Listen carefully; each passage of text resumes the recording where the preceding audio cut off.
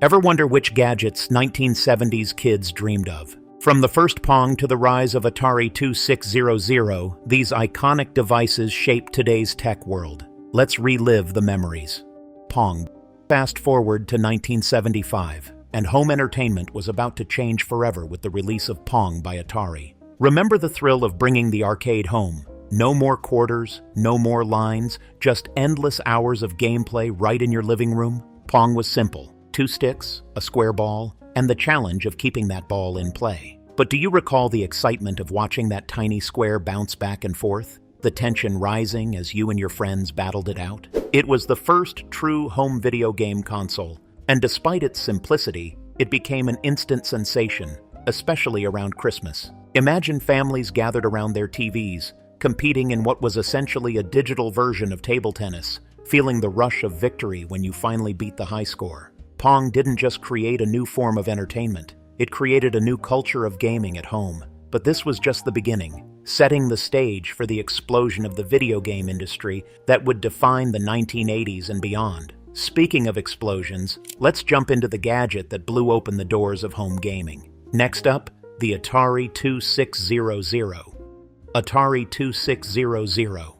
Do you remember the thrill of switching out cartridges for a whole new adventure, right from your living room? By 1977, video gaming had evolved from the simple joy of Pong to something much more immersive with the Atari 2600. This console wasn't just a one-hit wonder, it offered interchangeable game cartridges, each bringing a new world of entertainment into your living room. Picture it like having a library of books, but each one takes you on a different adventure. Imagine being able to switch from a game of blackjack to a space adventure with the swap of a cartridge. The Atari 2600 didn't just change the way we played, it changed the way we thought about entertainment at home. It marked the beginning of the joystick era and introduced classics like Space Invaders and Pac-Man into homes around the world. It was the first console that truly brought the arcade experience into the home, and it laid the groundwork for the gaming industry as we know it today. But while the Atari 2600 revolutionized how we played games, another gadget from the 70s changed how we captured memories. Ever wonder how a pocket-sized camera made photography more accessible than ever? Polaroid SX-70. Introduced in 1972, the Polaroid SX-70 was the first instant SLR camera, and it quickly became a sensation. Do you remember the thrill of snapping a photo and watching as it slowly developed right before your eyes? This camera fascinated both kids and adults alike, as it could produce fully developed photos in minutes, making instant photography a thrilling novelty. Did you ever experience the excitement of capturing a moment, giving the photo a quick shake, and then marveling as the image appeared like magic? The Polaroid SX-70 wasn't just about taking pictures, it was about creating instant memories that you could hold in your hand and share on the spot. Whether it was a family gathering, a vacation snapshot, or just a silly moment with friends, this camera made every occasion feel special. And who could forget the anticipation of seeing how each photo would turn out? But while the SX-70 revolutionized how we captured memories, there was another gadget from the 70s that offered a completely different kind of hands-on experience. Pet Rock. A quirky fad that took off in 1975, the Pet Rock was literally just a smooth stone in a box with breathing holes. It came with a humorous instruction manual on how to care for your pet, turning a simple stone into a novelty item that captured the imagination of millions. It was the perfect example of the playful consumer culture of the 1970s, where humor, simplicity, and a bit of clever marketing could turn anything into a must-have item. While the Pet Rock was all about fun with minimal effort, another toy from the late 70s required quick thinking and sharp memory. Ever tried to follow a sequence of flashing lights and sounds without messing up? Get ready to test your skills as we dive into the iconic Simon game, coming up next. Simon, released by Milton Bradley. In 1978, Simon was an electronic memory game that challenged players to repeat sequences of lights and sounds. Do you remember the excitement of watching those bright, colorful lights flash in sequence, holding your breath as you tried to mimic them without missing a beat? Its simple yet addictive gameplay quickly made it a favorite among kids and families. Did you ever find yourself in a tense showdown with friends or siblings, each round getting faster and more challenging? The tension would build as the sequences grew longer, pushing your memory to its limits. And how about that triumphant feeling when you finally beat your high score or managed to complete a particularly tough sequence?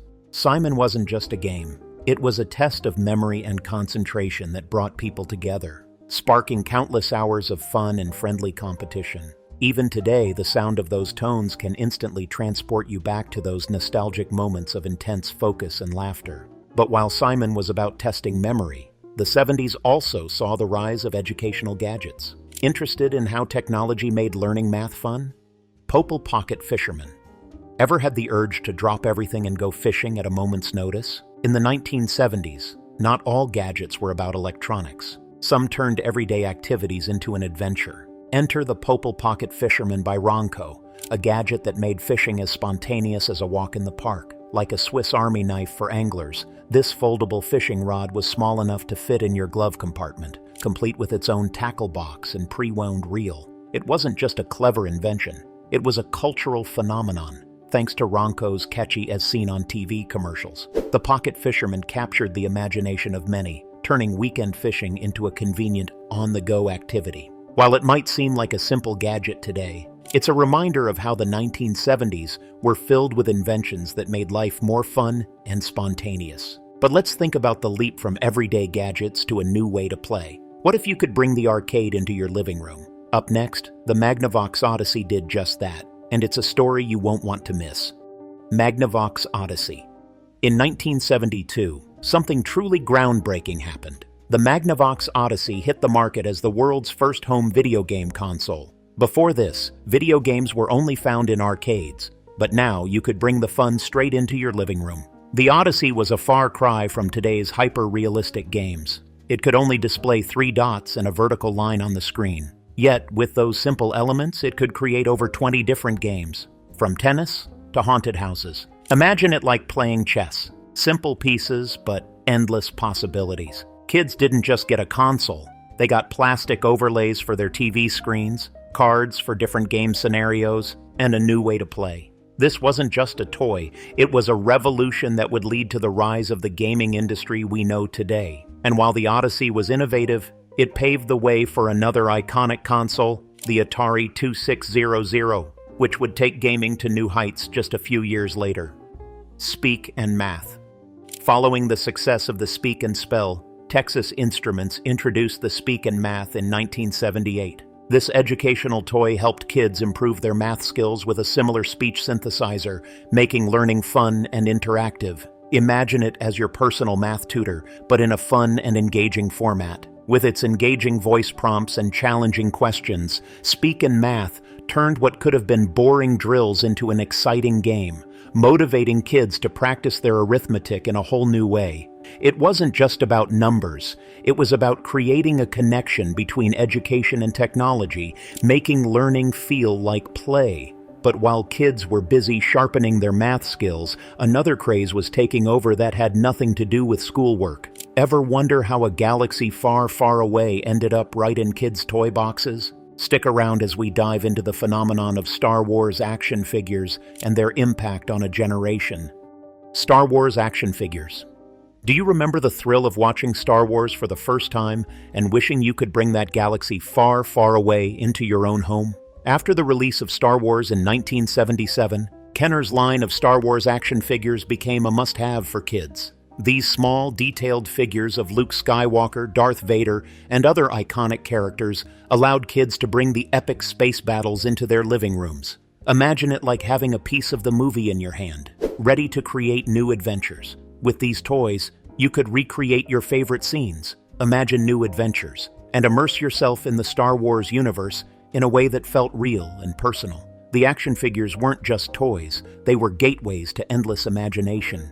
Each figure, with its carefully crafted features and accessories, became a hero in countless backyard battles and bedroom adventures. Do you remember trading figures with friends, collecting each new release, and spending hours setting up epic showdowns between the Rebel Alliance and the Empire? For many, these action figures weren't just collectibles. They were cherished companions that brought the magic of Star Wars to life in a way that still resonates today. Evel Knievel's stunt cycle. Based on the famous daredevil Evel Knievel, This toy stunt cycle allowed kids to launch a miniature version of Knievel over ramps and obstacles, bringing the thrill of his death-defying stunts right into their living rooms. Released in the early 1970s, it was a big hit, capturing the imaginations of young fans who were fascinated by Knievel's real-life feats. With a wind-up motor and a bit of skill, kids could send their tiny Evel Knievel flying through the air, performing jumps and tricks just like the man himself. It wasn't just a toy, it was an invitation to recreate epic stunts, pushing the limits of playtime in a way that felt both daring and fun. But while some kids were busy launching stunts, others were hitting the pavement on a different kind of ride. Ready to roll? Let's take a spin with the iconic Big Wheel coming up next. Big Wheel. The Big Wheel was a low-riding tricycle with a large front wheel that became a symbol of childhood freedom in the 1970s. Do you remember the thrill of hopping onto your big wheel, pedaling as fast as you could, and feeling the wind rush past you as you raced down the sidewalk? It was fast, fun, and perfect for those friendly neighborhood races. Did you ever skid around a corner or try to pull off a dramatic spin-out? The plastic wheels might have worn down quickly, but the excitement never did. And how about the feeling of independence it gave you? The ability to go wherever your legs could pedal, with that unmistakable clatter of the wheels echoing down the street. The Big Wheel wasn't just a toy, it was a rite of passage, a way for kids to explore their world with a sense of adventure. But as much fun as the Big Wheel was, it wasn't the only toy that turned outdoor play into an epic experience. Pulsar Digital Watch. Imagine strapping a piece of the future right onto your wrist. That's what the Pulsar Digital Watch represented when it launched in 1972. Inspired by the space-age excitement of 2001, A Space Odyssey, this wasn't just a watch, it was a statement. At a time when watches had ticking hands, the Pulsar lit up with bright red LED numbers, displaying time like never before. It was sleek, futuristic, and expensive, costing $275, over $1,800 today. Owning a Pulsar wasn't just about telling time, it was about owning a piece of tomorrow. Its popularity soon pushed companies to create affordable digital watches, sparking a wrist-worn digital revolution. Kodak Pocket Instamatic. Can you imagine a time when taking a photo wasn't as simple as tapping a screen? Back in 1972, Kodak changed the game with the Pocket Instamatic 20. This was no ordinary camera. It was a compact, easy-to-use device that made photography accessible to everyone. Think of it as the original point-and-shoot camera, giving even amateurs the ability to capture life's moments with ease. The Pocket Instamatic was small enough to fit in your pocket and featured easy-to-load film cartridges, making it a favorite for families and young photographers alike. With this camera, Kodak didn't just sell a product, they sold the ability to capture and preserve memories in a way that was unprecedented. Suddenly, everyone could be a photographer, creating snapshots of everyday life that would become cherished memories. And while you still had to wait for the film to be developed, the Instamatic made the process so much easier, it became a staple in homes across the country. But as technology evolved, so did the way we stored those memories. Speaking of which, do you remember the first personal computer that brought the digital revolution into our homes? Up next, we'll explore the groundbreaking Commodore PET and its impact on the tech world. Commodore PET. When we think about the first personal computers, names like Apple often come to mind. But in 1977, the Commodore PET was right there at the start of it all. The PET, short for Personal Electronic Transactor, was one of the first all-in-one computers featuring a built-in monitor, keyboard, and data storage via cassette tape. Imagine it like the Swiss Army knife of early computers. Everything you needed, all in one place. It was designed to be user-friendly, making it one of the first computers accessible to the general public, not just tech enthusiasts. At a price of $795, the PET brought computing into homes, schools, and small businesses, demystifying the world of computers for many people. This wasn't just a gadget, it was a tool that hinted at the digital future, one where computing would become a part of everyday life. But while the Commodore PET was bringing us into the digital age, another gadget was quietly transforming the way we experience television. Remember when you had to get up to change the channel? Well, that was about to change with the invention of the remote control. Let's take a closer look coming up next. Remote control. Imagine a time when the ultimate remote control was your little brother being told to change the TV channel. Do you remember sitting close to the TV just to turn the knob and find your favorite show? That all changed in the 1970s with the introduction of the first corded and wireless remote controls. Suddenly, you could change channels and adjust the volume from the comfort of your couch. The Zenith Space Command, known as the clicker, was particularly revolutionary, allowing users to flip through channels with a satisfying click. It was like a magic wand for your TV, giving you control like never before. These remotes weren't just convenient, they transformed how people watch TV, making it more relaxed and user-friendly. As the decade progressed, remotes became more advanced, leading to the sophisticated devices we use today to control everything from TVs to smart homes. But the 70s weren't just about serious tech. Some gadgets were pure fun. Ready to take a trip down memory lane with one of the first handheld electronic games? Let's dive into the iconic Mattel electronic football next. Mattel electronic football.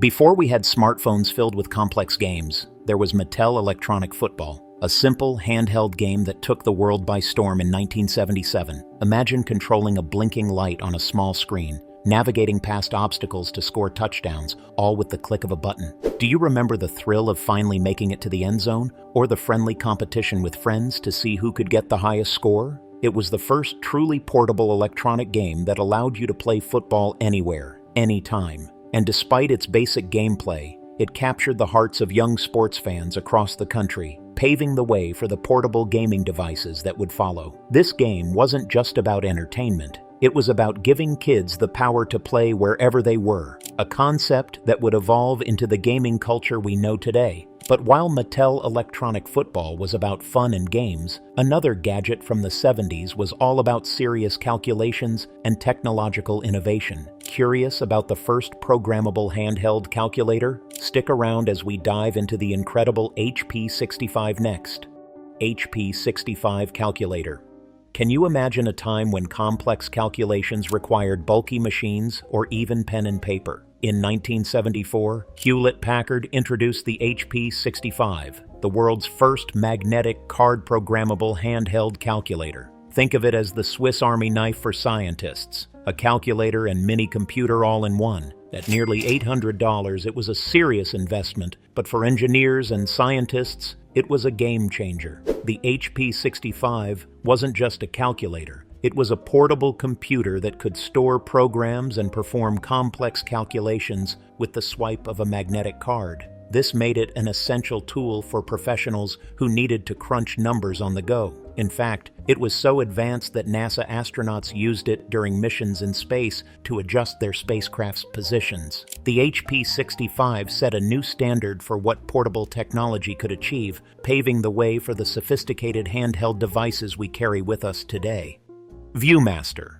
Though originally introduced in the 1930s, the ViewMaster gained huge popularity in the 1970s, becoming a beloved gadget for kids and adults alike. This stereoscopic viewer allowed users to view 3D images on circular reels, bringing scenes to life with a depth and clarity that felt magical. Whether you were exploring the wonders of nature, immersing yourself in your favorite cartoons, or even taking a virtual trip around the world, the ViewMaster offered a unique window into new experiences. With a simple click, the reels rotated, revealing one vivid 3D image after another, captivating imaginations and providing hours of entertainment. Do you remember the excitement of getting a new reel and the anticipation of seeing what visual adventure awaited?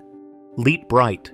Introduced by Hasbro in 1967 but hugely popular in the 1970s, Lite-Brite was a toy that doubled as an art tool, allowing kids to create glowing pictures by inserting colored pegs into a backlit grid. Do you remember the joy of designing your own patterns or following the templates to make beautiful, illuminated art? Lite-Brite wasn't just a toy. It was a gateway to creativity, letting young minds explore colors and shapes in a fun, hands-on way. Each click of a peg into the board brought your creation to life, and the satisfaction of flipping the switch to reveal a radiant masterpiece was unbeatable. Whether you were crafting a rainbow, a favorite cartoon character, or just abstract designs, Lite-Brite offered endless possibilities and hours of entertainment. But what if I told you that wasn't the only gadget sparking creativity in the 70s? Next, we'll take a look at Merlin, a handheld electronic game that combined fun and brain-teasing challenges. Stay tuned. Merlin. Do you remember the thrill of holding a futuristic gadget that felt like it was straight out of a sci-fi movie? Released in 1978 by Parker Brothers, Merlin was an early handheld electronic game that could play 6 different games. With its bright red color and button layout resembling a telephone, Merlin quickly became a favorite among kids. Whether you were challenging yourself with a game of tic-tac-toe, mastering the memory game, or testing your musical skills with Music Machine, Merlin offered endless hours of entertainment. Its versatility and the fact that it could be taken anywhere made it a groundbreaking toy for its time, sparking imaginations and providing hours of screen-free fun. Rock'em Sock'em Robots. Do you remember the excitement of facing off against a friend in a battle of plastic titans? Released by Mark's Toys, Rock'em Sock'em Robots was a 2-player action game that featured plastic robots controlled by players who would try to knock each other's heads off. This classic of the 1970s competitive play quickly became a staple in many households, offering countless hours of fun and fierce competition. With its simple yet engaging mechanics, Rock'em Sock'em Robots was more than just a toy. It was a test of skill and timing. The thrill of landing that perfect punch and seeing your opponent's robot's head pop up was unmatched. The iconic red and blue robots, with their retro-futuristic design, became symbols of childhood rivalry and camaraderie, or even challenging your parents. Each match was a chance to prove your quick reflexes and strategic thinking. The game's appeal was universal, making it a must-have in any toy collection and a beloved memory for those who grew up in the 70s. That wraps up our journey through the iconic gadgets every kid dreamed of having in the 1970s. Remember the joy these classics brought and keep the nostalgia alive. Subscribe for more trips down memory lane.